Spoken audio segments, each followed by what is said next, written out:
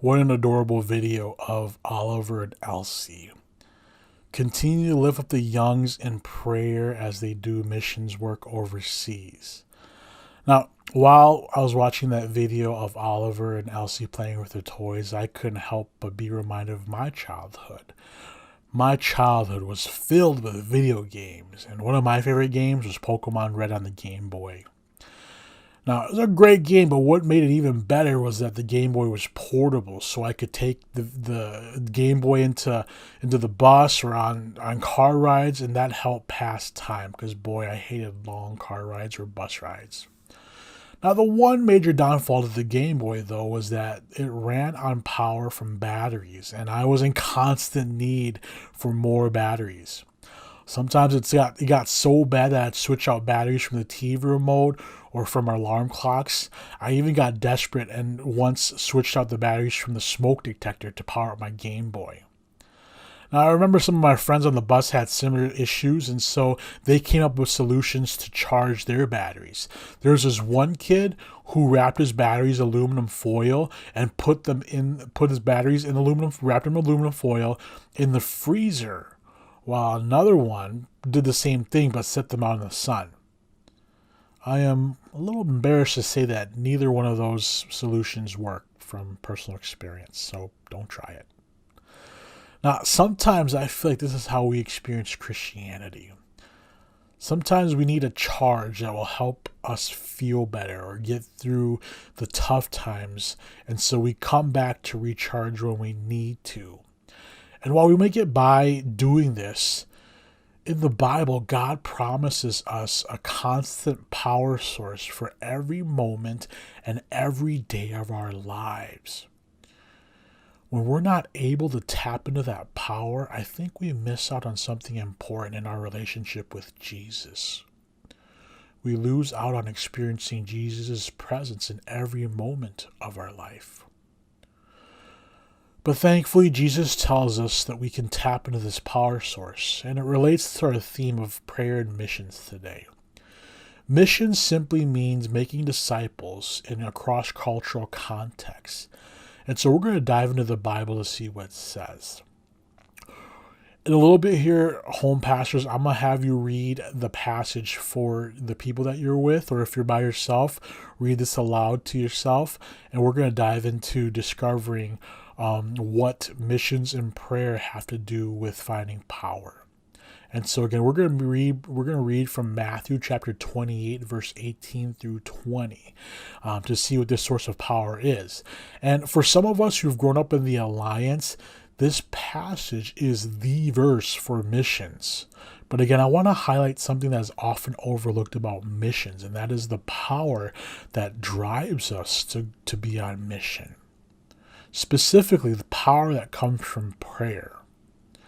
And so again, this passage is going to be put on screen. And so home pastors, I'm going to invite you to read Matthew chapter 28, verse 18 through 20 to the people that you're with, or read it to yourself, either aloud or silently. And we're going to dive into seeing how prayer and missions go hand in hand. And so go ahead and read the passage, home pastors.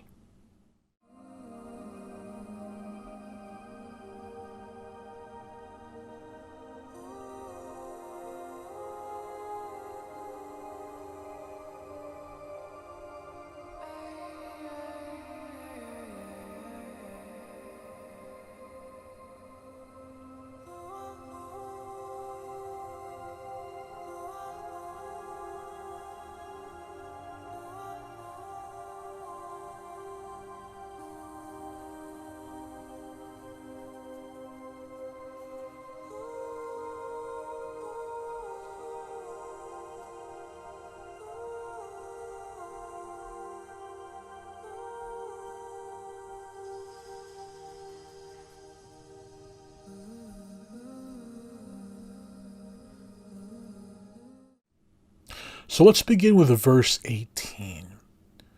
This takes place after Jesus is resurrected. And so Jesus proclaims to his disciples that all authority in heaven and on earth has been given to me.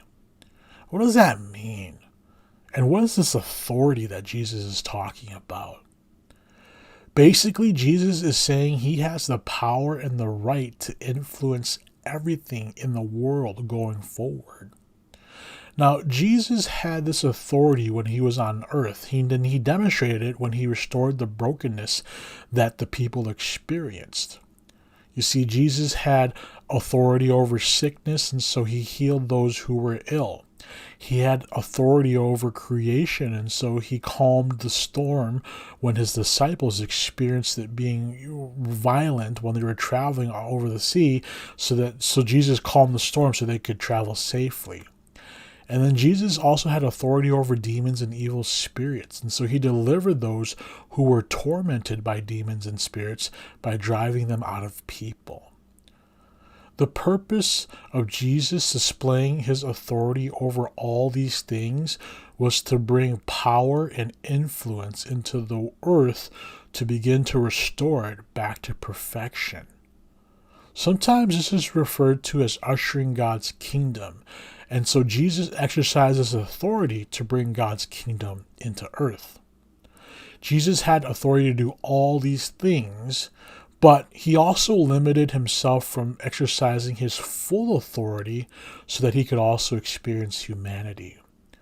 This is important because he wanted to experience humanity so that he could understand the brokenness we experience. By limiting his ability to exercise his full authority, it also shows us that Jesus was dependent on God's power and authority to do all these things.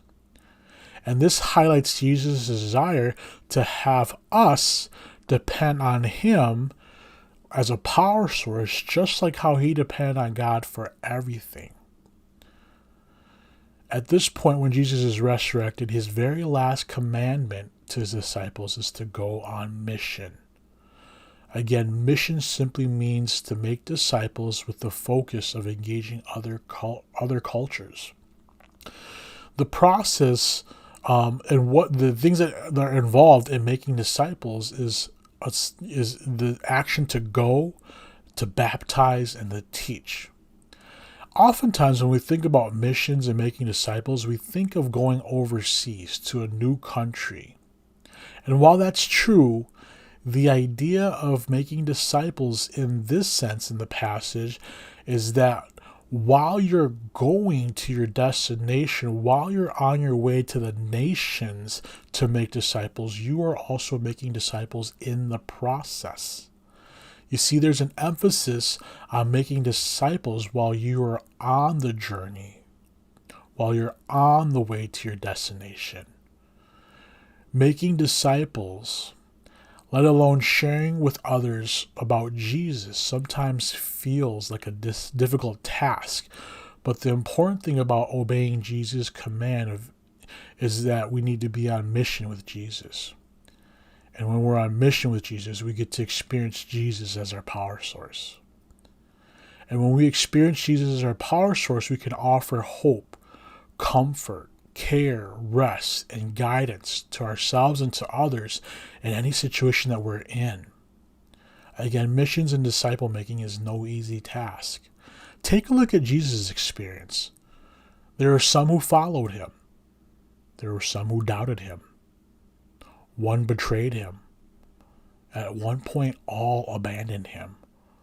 But because Jesus was dependent on God's power, he was able to bear through the difficult moments, and he was also able to point his disciples to see and to experience God transforming their lives.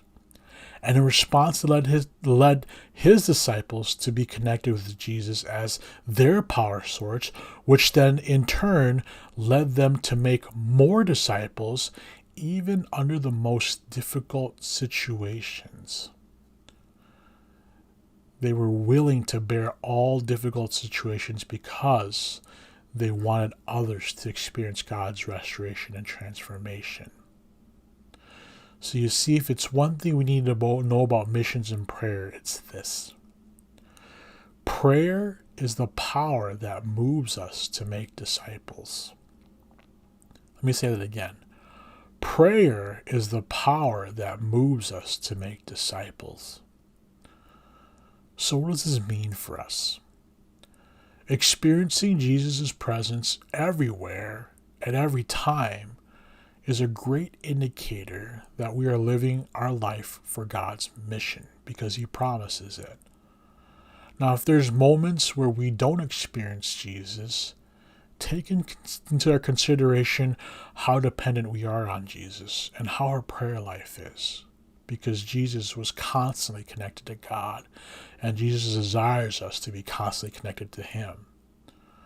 Also consider if we are embracing Jesus' desire to have us transformed.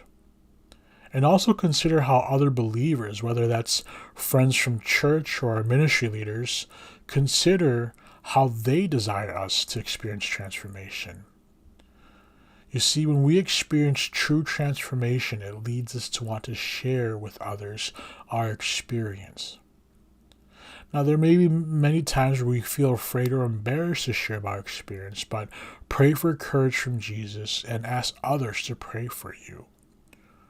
Pray to experience Jesus' full authority of bringing transformation into your life and commit to being with other believers who will help disciple you. One of our recent mottos here at River Life is that we're inviting you to lead your own faith. So I encourage you to lean into some of the discipleship opportunities that we have, whether that's becoming a home church or being the home pastor during service or following the prayer devotions that we've provided. These are some small steps that we can take to experience Jesus' presence so that when we have opportunities to share with others about Jesus, we can, and we can show them how God is transforming our lives and their lives. Also know that there are many Alliance workers who set an alarm at 10:02 a.m. every day, and when it goes off, they pray that God will send out people to share Jesus with others. The 10:02 time is a reference to Luke chapter 10 verse 2, which says, "The harvest is plentiful, but the workers are few. Ask the Lord of the harvest, therefore, to send out workers into his harvest field." I would encourage you to set your alarms at 10:02 a.m. and pray with our Alliance workers too. Pray that God will answer their prayers by seeing if God is sending you or I to share Jesus with our community. And also pray that God will send out more people to share Jesus with others. So be in prayer, because prayer is the power that moves us to make disciples.